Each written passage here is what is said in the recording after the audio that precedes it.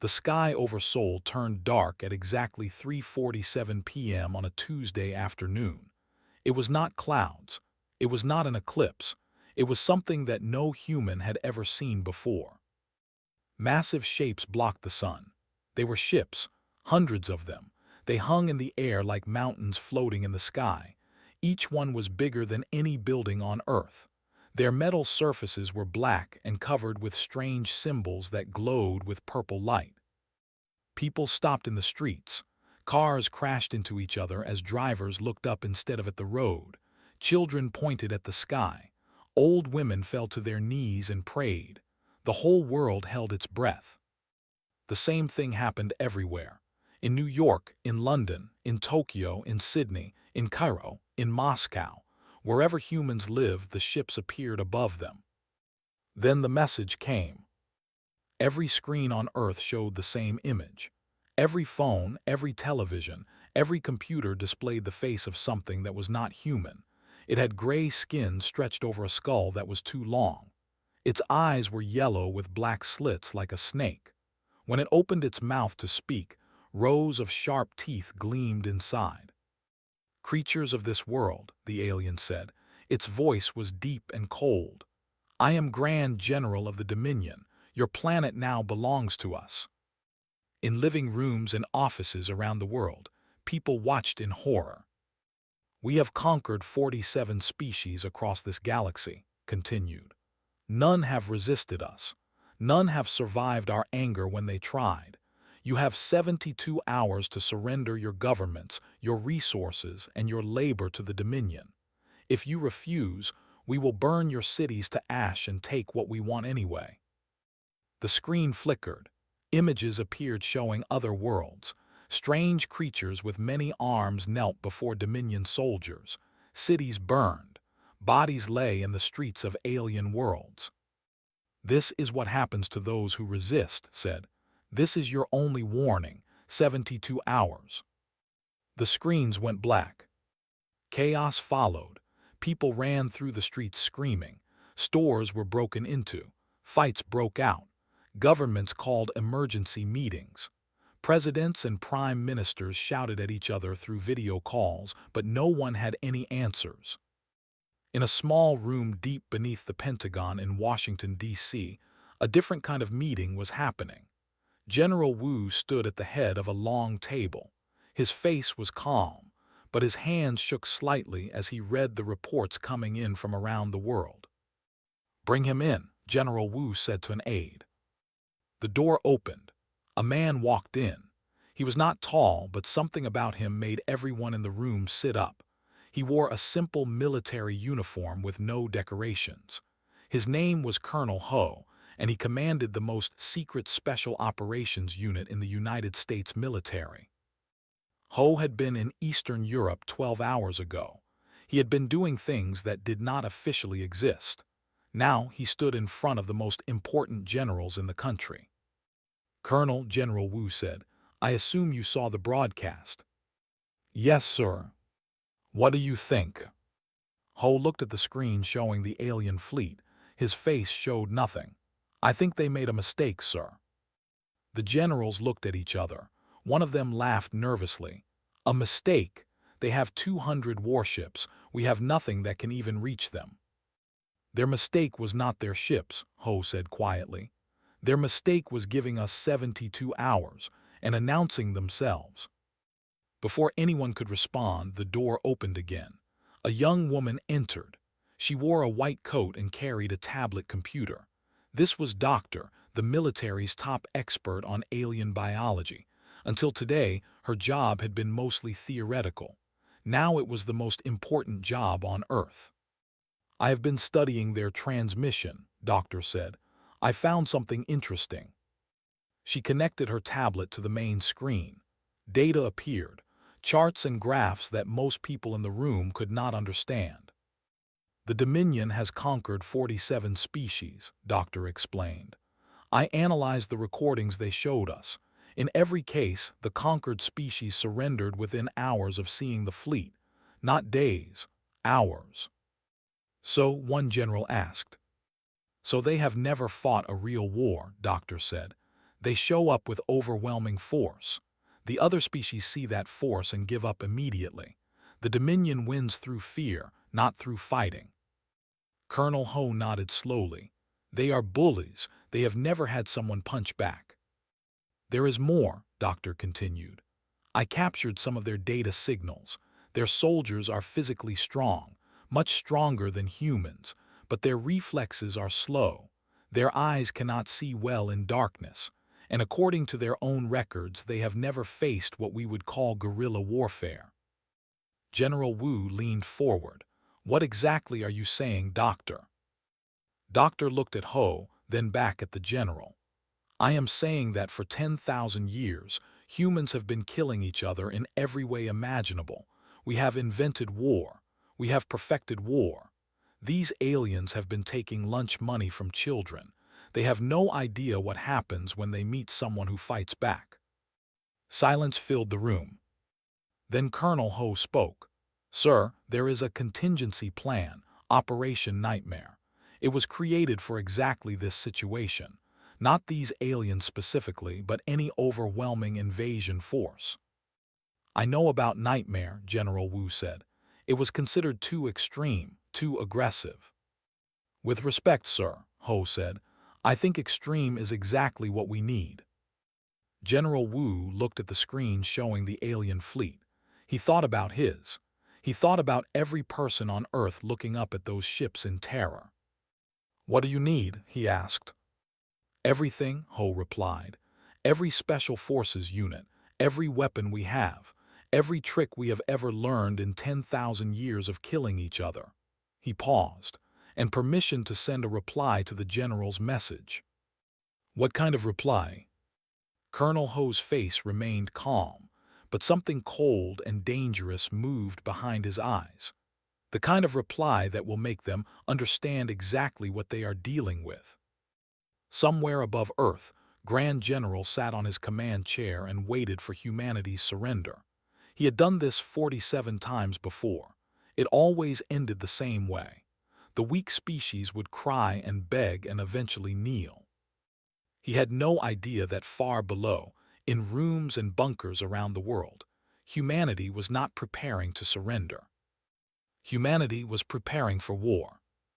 And humans were very, very good at war. 48 hours had passed since the alien fleet appeared. The world was falling apart. In some countries, governments had already decided to surrender. Their leaders went on television with tears in their eyes and told their people that resistance was impossible. In other countries, riots filled the streets. People fought each other over food and water and space in underground shelters. But in the United States, something different was happening. The president sat in the Oval Office. He had not slept in 2 days. His advisors surrounded him, all talking at once. Some said they should surrender to save lives. Others said they should fight and die with honor. Nobody agreed on anything. Then General Wu walked in with Colonel Ho and Captain, the military's best intelligence officer. Mr. President, General Wu said, we have a plan. The room went quiet. A plan? The president asked. General, they have 200 warships. What possible plan could work against that? Captain stepped forward. He was a thin man with glasses and the kind of face that people forgot easily, but his mind was sharper than any computer. Sir, I have been analyzing everything we know about the Dominion, said. Their technology is advanced, yes, but their tactics are primitive. They have never needed to develop real military strategy because no one has ever fought back. He pressed a button on his tablet. The screen on the wall lit up with images and data. Their soldiers are strong, continued. They can lift twice what a human can, but they are slow. Their reaction time is nearly half a second slower than ours. In a gunfight, that is the difference between life and death. What else? The president asked. Their eyes are designed for bright light. They see poorly in darkness. Our night vision technology will give us a huge advantage. And most importantly, sir, they have no experience with asymmetric warfare. No guerrilla tactics, no ambushes, No improvised explosives, no snipers. The president leaned back in his chair. You are saying we can fight them. I am saying we can hurt them, Captain replied. I am saying we can make them bleed. And I am saying that a species that has never experienced real resistance will not know how to handle it. Colonel Ho spoke next. Mr. President, Operation Nightmare is ready. We have coordinated with every allied nation. Special forces from 30 countries are standing by. We have positioned troops in every major city and prepared defensive positions in locations the enemy will have to attack.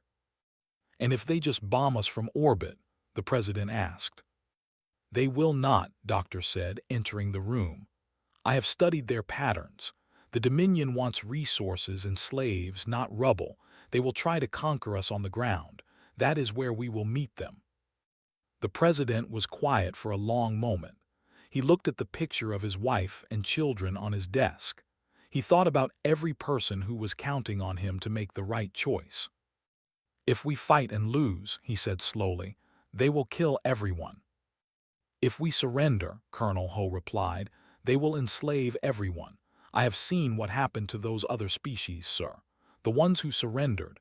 The Dominion did not show us everything, but I found records in their data transmissions.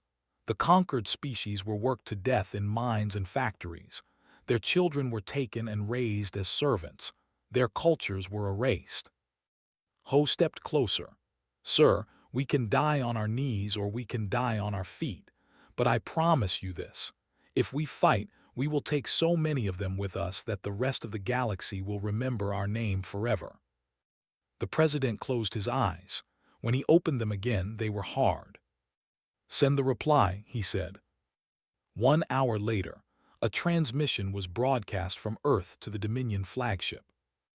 Grand General was eating when the message arrived. He was in a good mood. Several nations had already sent messages of surrender. This was going exactly as it always did. Soon, this little planet would belong to the Dominion and would be celebrated as another great conqueror. General, Subcommander said, the Americans are sending a response. Smiled, showing all of his sharp teeth. Finally, put it on screen. I want to see them beg. The screen flickered to life, but instead of a crying politician, saw a room full of soldiers. They stood in perfect formation, weapons at their sides. At the front was an old general with a calm face. I am General Wu of the United States Armed Forces, the human said. I speak on behalf of Earth. Laughed, speak then, little creature, beg for your lives. We are not here to beg, General Wu said. We are here to give you one chance. Leave our planet now and we will let you live. Stay and you will die here. His laughter stopped. He stared at the screen in disbelief. In all his years of conquest, no one had ever threatened him before. You dare threaten the Dominion, growled. We have crushed 47 species. What makes you think you are different? General Wu stepped aside. Behind him, a man walked forward. He was not tall, he was not big, but something in his eyes made even feel a small shiver of unease. My name is Colonel Ho, the man said. His voice was quiet, almost soft. I have killed more beings than you have conquered species, and I am the nice one in this room. Ho held up a tablet showing images. Images of human history, wars, battles, weapons, nuclear explosions, cities burning, bodies in trenches. You have conquered species who never knew war, Ho said. Congratulations. You bullied children, but we are not children. We have been killing each other for 10,000 years. We have invented 1,000 ways to end life. We have burned our own cities. We have slaughtered our own brothers, and we got very, very good at it. He lowered the tablet and looked directly into the camera. So here is our reply to your demand for tribute. We will kill every single one of you idiots who sets foot on our planet. Then we will take your ships. Then we will find your home world. And we will teach you what humanity does to those who threaten our children. Ho smiled. It was not a nice smile. You wanted tribute. Here is our tribute. War. The one thing we do better than anything else in the universe. Come down here and collect it, if you dare." The transmission ended. On the Dominion flagship, silence filled the command bridge. No one moved. No one spoke. Sub-commander broke the silence first. "General, perhaps we should." "Silence," roared, his hands shook with rage. "They are insects, we will crush them." But had seen something that had not. She had seen the look in Ho's eyes. It was not fear. It was not desperation. It was hunger. She pulled up the human historical records they had gathered. Wars spanning centuries. Weapons that could destroy entire cities. A species that killed millions of its own kind and kept going. "General," she said quietly, "I think we may have made a terrible mistake." Ignored her. He began giving orders for the invasion. Far below on Earth, Colonel Ho turned off the transmission equipment. Around him, soldiers from a dozen nations stood ready. They had heard his words. They had seen the alien fleet, and not one of them was afraid. They were excited. Humanity had been waiting for a real fight for a very long time. The drop pods fell from the sky like metal rain. Grand General had chosen 3 landing zones: Seoul in South Korea, a rural area in Kansas, America, and the Amazon rainforest in Brazil. He expected quick victories. He expected terrified humans running through the streets. He expected surrender within hours. He was wrong. In Seoul, Sergeant lay on a rooftop, perfectly still. She had been there for 6 hours. She had not moved. She had not made a sound. Through her rifle scope, she watched the first drop pod slam into the street below. The pod opened. 5 Dominion soldiers stepped out. They were tall, nearly 8 feet. Their gray skin was covered in armor that glowed with purple light. They carried weapons that looked like long metal sticks with glowing tips. The soldiers looked around at the empty streets. Every building was dark. Every car was abandoned. The silence was complete. One soldier made a strange sound. It might have been confusion. Where were the screaming humans? Where were the crowds begging for mercy? Smiled, she pressed a button on her radio 3 times. The signal. In the next 4.7 seconds, 17 things happened at once. Fired, her bullet traveled faster than sound. The lead soldier's head exploded before he heard the shot. His body was still falling when the second bullet hit the soldier behind him. From windows and doorways, hidden soldiers opened fire. Bullets tore through alien armor that had never been tested against human weapons. The armor was designed to stop energy blasts from species who had never invented gunpowder. Underground, buried charges exploded. The street beneath the remaining soldiers collapsed, dropping them into a pit filled with sharp metal stakes. A drone flew overhead. It released a bomb that turned the drop pod into a ball of fire. 4.7 seconds, 5 alien soldiers, all dead.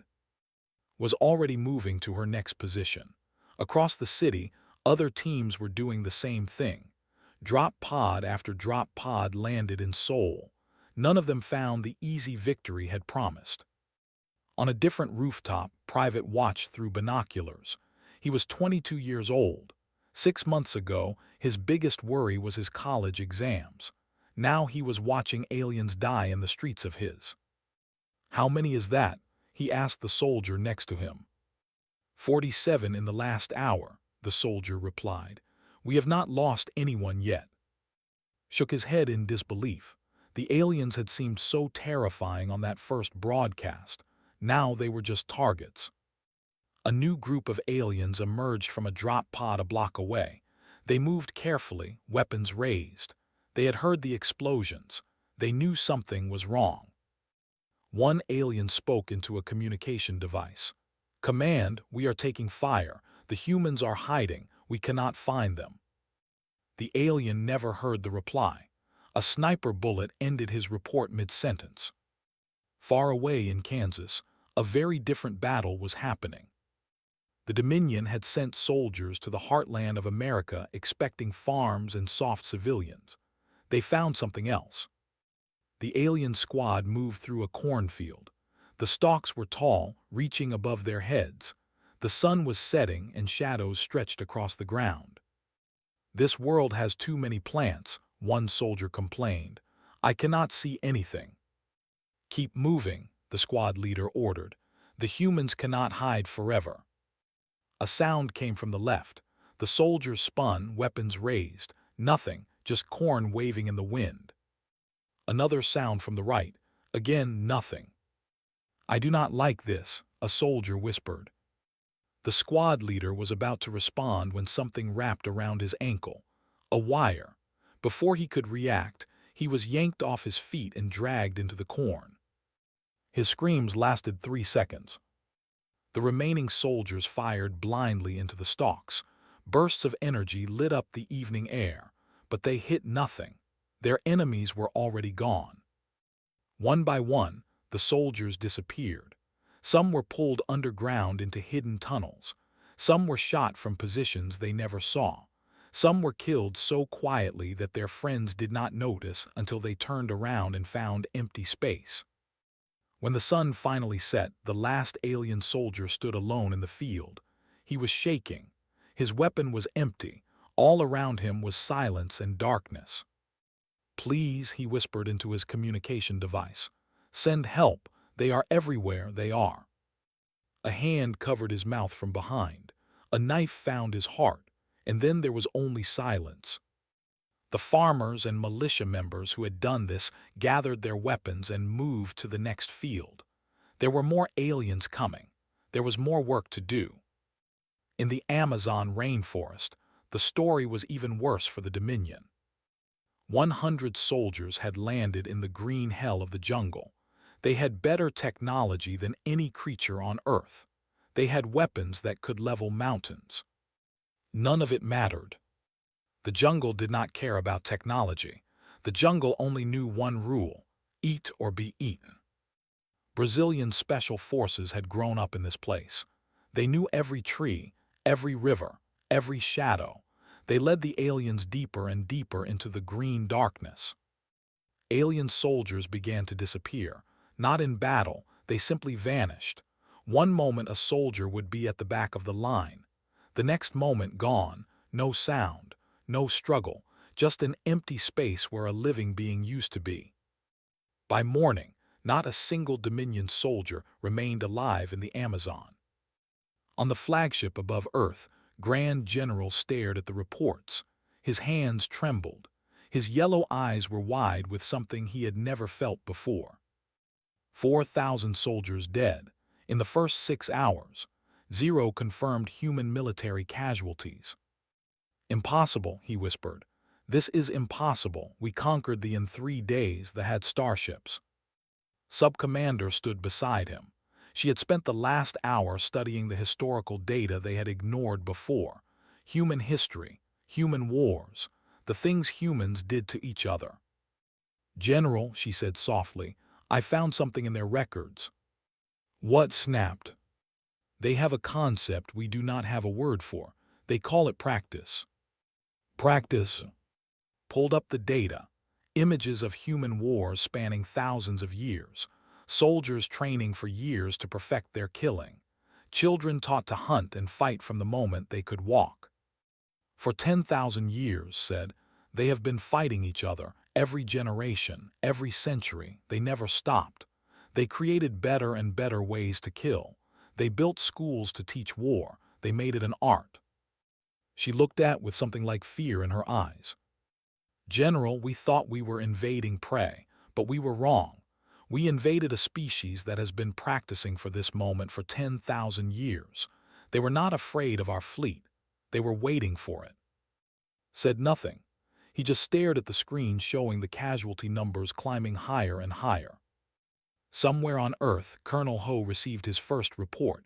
He read the numbers, then he smiled. "Tell all units," he said. "Phase 1 is complete. The aliens know we can fight. Now it is time to show them what we really are." "What is that, sir?" Sergeant asked.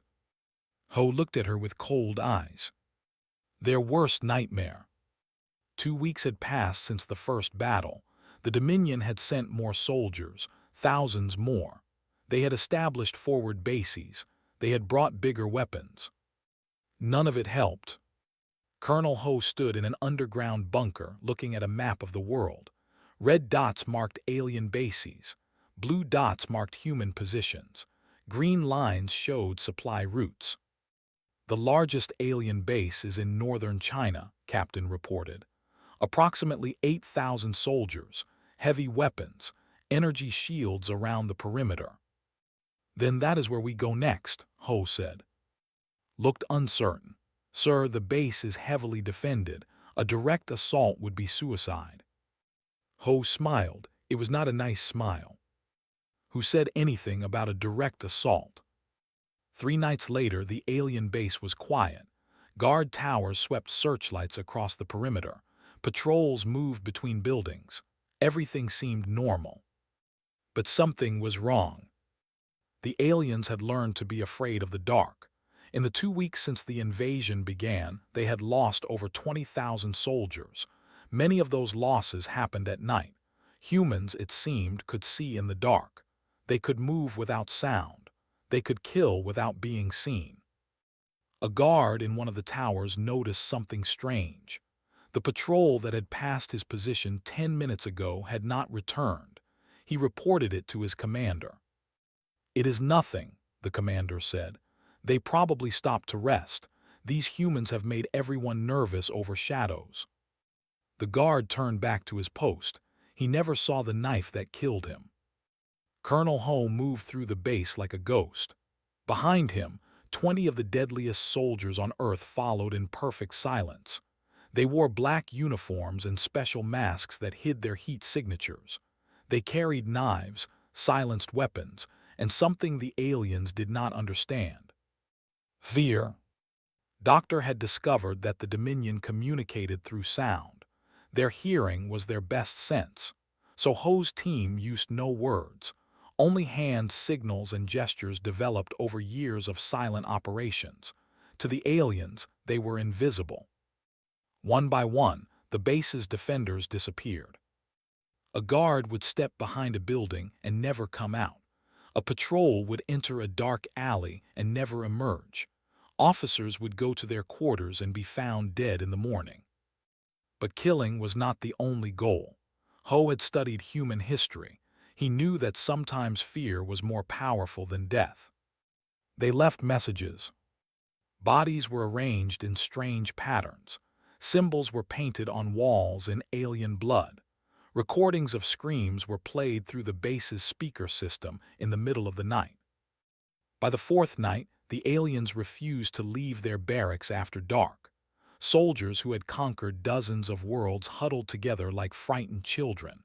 They whispered about demons, about invisible monsters that hunted in the darkness. High Priest, the spiritual leader of the invasion force, declared that Earth was cursed. He said the planet was home to void spirits, ancient evil beings that existed only to kill. Many soldiers believed him. It was easier than accepting that simple humans were destroying them. Captain intercepted a communication from the base to the flagship. "We cannot fight them," an alien officer begged. "They are not like the others. They do not attack. They haunt. Every night more of us disappear. The soldiers are breaking. Please send us home." The request was, Grand General could not afford to show weakness. But who listened to the same message felt a chill run through her body. She pulled up more data on humans. She found stories they told their children, monsters that hid in the dark, creatures that waited under beds and in closets. They had a name for these things. Yes. And now, humans were becoming those monsters for real. Across the world, the same story repeated. Every alien base suffered the same fate. Soldiers vanished in the night. Officers were killed in their sleep. Messages appeared promising more death. Sergeant became a legend.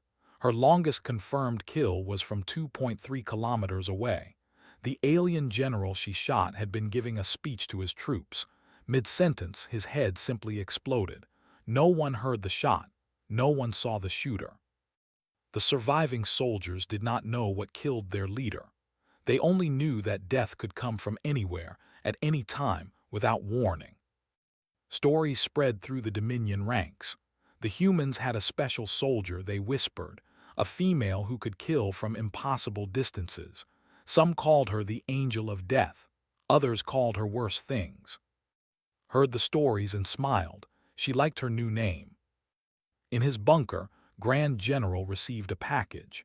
It came from Earth's surface, delivered by one of his own soldiers' communication devices. Inside was a recording. Colonel Ho appeared on screen. Behind him were trophies, alien weapons, pieces of armor, things that had belonged to high-ranking Dominion officers. Grand General, Ho said calmly, I wanted to let you know that I am coming for you next. Not today, not tomorrow, but soon. You will be sitting on your command chair, feeling safe in your flagship, and then you will see my face.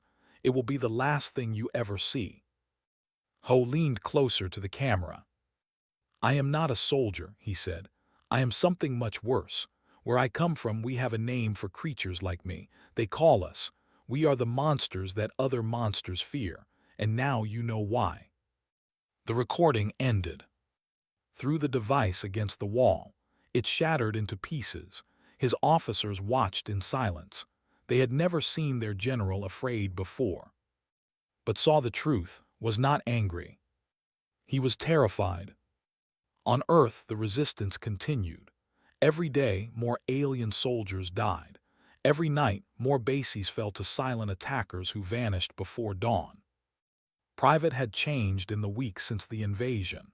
The young student who had watched the first battle in shock was gone. In his place was a warrior. He had killed his first alien 3 days after the invasion. He had lost count since then. Do you think we can win? He asked Sergeant one night. Was cleaning her rifle. She did not look up.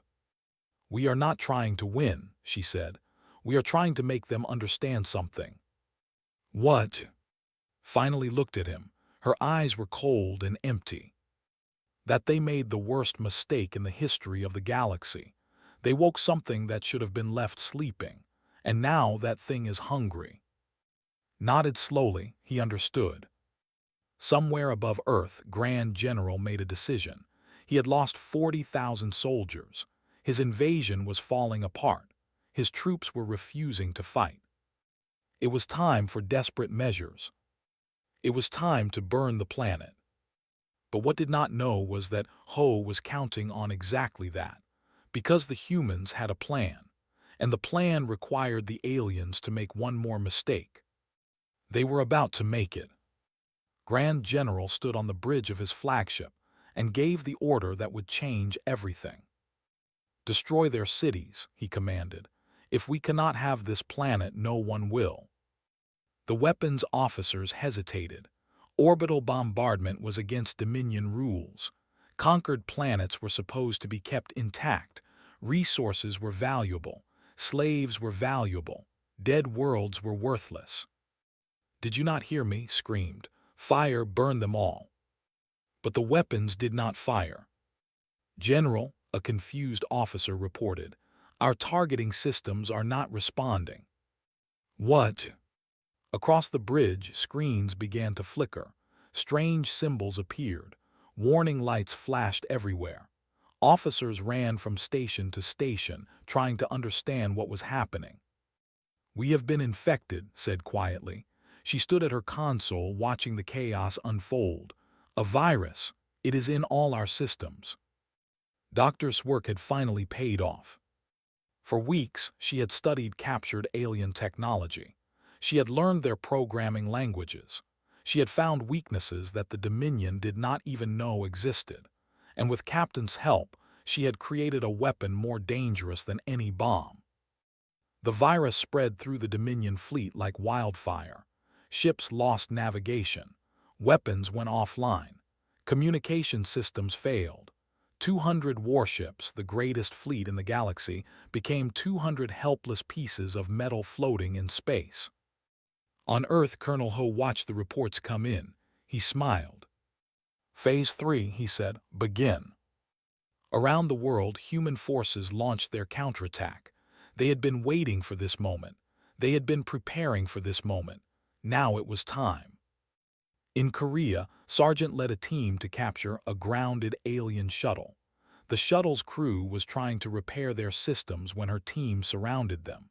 The fight lasted 12 seconds. "We have a ship," reported. Similar reports came from everywhere. Grounded alien vessels were captured. Alien equipment was seized. Prisoners were taken. Private was part of the team that captured the most important prize. An alien shuttle crashed in the mountains of Japan. Inside was its pilot, still alive. The pilot did not fight when they surrounded him. He raised his hands in surrender. His name was, and he had been a shuttle pilot for 20 years. He had never fought a real battle in his life. "Please," said, "I did not want this war, I just follow orders." Looked at the alien. A month ago he would have felt sympathy. Now he felt nothing. "Take him to interrogation," he ordered. But the most important capture happened on the other side of the world. Sub-Commander had seen the end coming long before. She had tried to warn him. She had tried to make him understand what they were facing. He had ignored her. Now she made a choice. When the virus hit the flagship, took a shuttle and flew to Earth. She landed in American territory and surrendered to the first soldiers she found. Colonel Ho himself came to meet her. "Why?" he asked simply. Looked at the human. He was smaller than her, weaker, but his eyes held something that made her want to look away. "Because you were right," she said. "We made a terrible mistake. I tried to stop it. I failed. Now I want to help you end this." "Why would I trust you?" Was quiet for a moment, then she spoke. "I have studied your species for weeks, your history, your wars, your nature. I thought I understood what you were, but I was wrong." "What do you think we are?" Ho asked. "At first, I thought you were prey who had learned to fight back. Then I thought you were predators we had underestimated. But now I know the truth." "Which is?" Met his eyes. "You are not prey, you are not predators, you are something far more dangerous. You are a species that forgot it was dangerous. For a few centuries you became soft. You built cities, you created art, you dreamed of peace, but underneath that soft skin you never changed. You were always killers, we just reminded you." Ho said nothing for a long moment. "You are right," he finally said. "We did forget, thank you for reminding us." He paused. "Now tell me everything about your flagship." Told him. 24 hours later, Colonel Ho launched the most impossible mission in human history. Captured alien shuttles carried a team of 50 soldiers up to the Dominion flagship. The shuttle's broadcast captured identification codes. The flagship's defenses, still crippled by the virus, let them pass. Ho led the team personally. They cut through the hull and entered the ship. The fighting that followed was nothing like the silent operations on Earth. This was close combat in tight corridors, knife work, hand-to-hand fighting, the kind of battle that humans had perfected over. The Dominion soldiers were strong, but they were scared. They were confused, and they had never faced enemies who smiled while they fought. Private was part of the team. He had never been in space before. He had never imagined he would be fighting aliens on their own ship. But here he was, moving through metal corridors with his weapon raised, stepping over alien bodies. The team pushed deeper into the ship, casualties mounted on both sides, but the humans did not stop. They could not stop. Everything depended on reaching the bridge. When they finally breached the bridge doors, only 10 soldiers remained. Ho was wounded. His left arm hung useless at his side. His ammunition was gone. Grand General stood in the center of his bridge, surrounded by his personal guards. His yellow eyes burned with hatred. "You think this changes anything?" snarled.